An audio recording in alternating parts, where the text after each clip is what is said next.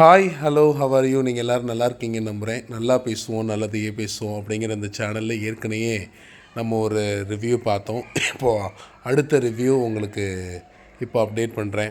நிறையா பேர் கேட்பீங்க, திருச்சியில் சுற்றி பார்க்குற மாதிரி என்ன இருக்குது அப்படின்னு பல தடவை கேட்டிங்க. அதுக்கு எக்ஸாம்பிள் தான் சோலை ரிசார்ட் உங்களுக்கு போன ரிவ்யூவில் நம்ம பார்த்தோம். இப்போ நம்ம பார்க்க போகிறது இந்த எஜமான் பண்ணை. எஜமான் பண்ணை அப்படிங்கிறது திருச்சிக்கும் கரூருக்கும் மிடில் இருக்குது. ஸோ நீங்கள் தோகமலை போகிற ரோட்டில் காவல்காரன்பட்டி அப்படிங்கிற இடத்துலேருந்தும் போகலாம், சுண்ணாம்புக்காரன்பட்டி இடத்துலேருந்தும் போகலாம். திருச்சியிலேருந்து பார்த்திங்கன்னா மினிமம் ஒரு 24-25 கிலோமீட்டர்ஸ் டிஸ்டன்ஸில் தான் இந்த எஜமான் பண்ணை அப்படிங்கிற ஒரு எப்படி சொல்லலாம், ஒரு ஜூ மாதிரி, ஒரு என்ஜாய்மெண்ட் பிளேஸ் மாதிரி ரொம்ப சூப்பராக ரெடி பண்ணியிருக்காங்க அப்படின்னு தான் சொல்லணும். அந்த ஓனரை பார்த்து நாங்கள் பேசினோம், என்ன கன்செப்ட்காக நீங்கள் இதை ரெடி பண்ணியிருக்கீங்க அப்படின்னு சொல்லி. சார், நாங்கள் இங்கே வந்து எல்லா விதமான மரங்களையும் நாங்கள் நட்டிருக்கோம். இது எதிர்காலத்தில் வந்து இதை வந்து ஒரு மிகப்பெரிய ஒரு லோ காஸ்ட், அதாவது மினிமமான அமௌண்ட் ஸ்பெண்ட் பண்ணுற ஒரு ஊட்டியாக மாற்ற போகிறோம். அதுக்காக நாங்கள் முயற்சி பண்ணுறோம். இந்த 50 ரூபா என்ட்ரன்ஸ் ஃபீஸ்லேயே நாங்கள் பண்ண போகிறோம் அப்படின்ற மாதிரி சொல்லிட்டு இருந்தார். ரொம்ப அரிதாக கிடைக்கக்கூடிய, அரிதாக காணப்படக்கூடிய அநேக விலங்குகளை இங்கே பார்க்க முடிஞ்சது. பாம்பு, அனகோண்டா பாம்பு பார்க்க முடிஞ்சது. இந்த iguanas, different colours of iguanas, black colour snakes, white colour snakes, இதெல்லாமே பார்க்க முடிஞ்சது. இந்த இதை பாருங்களேன், ஆமாம் எவ்வளோ அழகாக இருக்குது, எவ்வளோ ஸ்ட்ராங்காக இருக்குது பாருங்களேன்.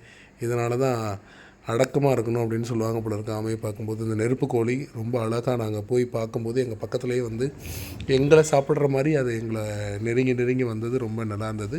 சின்ன பிள்ளைகளோடு நீங்கள் எல்லாருமே போய் பார்த்து ஒரு நாள் என்ஜாய் பண்ணலாம் அப்படின்னு தான் சொல்லணும். இப்போ பொங்கல் ஃபெஸ்டிவலுக்காக கூட நிறையா அரேஞ்ச்மெண்ட்ஸ்லாம் அவங்க பண்ணியிருக்காங்க.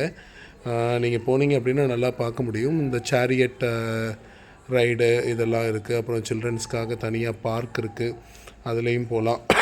இந்த சேரியட் ரைடுமே வந்து பார்த்திங்கன்னா I think 100 rupees per ride. ஒரு 4 ரவுண்டு வந்து அந்த கிரவுண்டை வந்து சுற்றி வராங்க.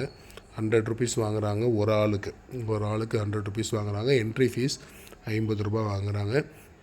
இன்னும் அதீதமான விலங்குகள் இங்கே ரொம்ப அழகாக நிறைய விலங்குகளை நம்மளால் பார்க்க முடியுது. டிஃப்ரெண்ட் டைப்ஸ் ஆஃப் டக்ஸ் இருக்குது. அதுக்கு தனியாக உள்ளுக்குள்ளேயே பூல் கட்டியிருக்கிறாங்க. அப்புறம் ஒரு பெரிய ஒட்டகம் இருந்தது, அதையும் பார்த்தோம். அதுவும் ரொம்ப பேசுனா நம்ம கூட பேசுகிற மாதிரியே நம்ம கூட ரொம்ப நெருங்கி வந்து பேசிக்கிட்டு இருந்தது.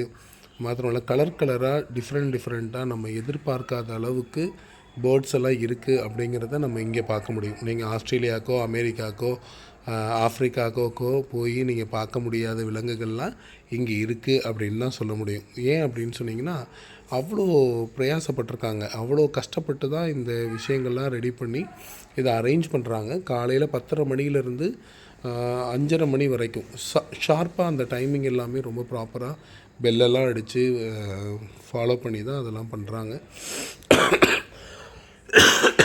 டைமிங்க்கு அந்த விலங்குகளுக்கு ஃபுட் கொடுக்கணும் அப்படிங்கிறதுலையுமே இவங்க ரொம்ப கேர்ஃபுல்லாக இருக்காங்க. விதவிதமான பறவைகள்லாம் பார்க்கும்போது ரொம்ப அழகாக இருந்தது. டக்ஸ் எல்லாமே டிஃப்ரெண்ட் வெரைட்டிஸ் ஆஃப் டக்ஸ் அங்கே இருந்தது, அதையும் பார்க்க முடிஞ்சது. நீங்கள் போனீங்கன்னா நல்லா பார்க்கலாம். ஆக்சுவலி ஃபேமிலியாக இருக்கணும், கொஞ்சம் லோன்லியாக இருக்குது அப்படின்னா நீங்கள் வெளியில் போய் இந்த மாதிரி விலங்குகளில் பார்க்க முடியும். இந்த ரேபிட்ஸ் எல்லாம் பாருங்களேன், எவ்வளோ அழகாக அந்த ரேபிட்ஸ் துள்ளி குதிக்கிறதெல்லாம் நம்ம அங்கே போய் பார்க்க முடியும். என்னோடய அக்காவும் அங்கே வந்திருந்தாங்க. அவங்க அந்த கை விட்டு அந்த ரேபிட்டை தொடுறதெல்லாம் பார்க்கும்போது ரொம்ப என்ஜாயபுளாக இருந்தது. கவலைகள்லாம் மறந்து கொஞ்சம் ரிலாக்ஸாக இருக்கணும் வீட்டில் அப்படின்ற மாதிரி ஒரு சில ஐடியா இருக்குது அப்படின்னா நீங்கள் இந்த இடத்துக்கு போகலாம். இந்த இடத்துக்கு போய் நீங்கள் உங்களோட டேவை வந்து நீங்கள் என்ஜாய் பண்ண முடியும் அப்படின்னு தான் சொல்லலாம். நல்ல கெடா ஒன்று நின்றுட்டு இருந்தது. என்ன முடிஞ்சால் நான் புலி தான் வந்து பாருங்கள் அப்படின்னு சொல்கிற மாதிரி கெடா ஒன்று இருந்தது. அமேசானோட இக்வானா இங்கே இருக்குது, அது மரத்துக்கு பின்னாடி இருக்குது. உங்களுக்கு தெரியுதான்னு தெரில இந்த வீடியோவில். என்னால் முடிஞ்ச வரைக்கும் ஷூட் பண்ணியிருக்கேன், பாருங்கள். நீங்கள் நேரில் போனீங்கன்னா டேரெக்டாகவே பார்க்கலாம். அந்த வீடியோவில் பார்க்குறத காட்டிலும் நீங்கள் நேரில் போனீங்கன்னா டேரெக்டாகவே உங்களால் பார்க்க முடியும். அது மாதிரி நிறைய விலங்குகள் இருந்தது. அப்புறம் இந்த பாம்பெல்லாம் 100 ரூபா கொடுத்தீங்கன்னா உங்கள் தோல்லையே போட்டு விட்ருவாங்க. அழகாக அது உங்கள் தோலில் போட்டு நீங்கள் போஸ் எடுத்துக்கலாம், ஃபோட்டோலாம் பிடிச்சிக்கலாம். அந்த பேர்ட்ஸ் எல்லாம், இந்த பேரட்டு, பெரிய பேரட்டு இதை அப்படியே விளைக்கலாம். அது மாத்திரம் இல்லை, ரெயின் சங்கமம் அப்படின்னு சொல்லிட்டு ரெயின் டான்ஸிங்கும் ரொம்ப அழகாக இருந்தது.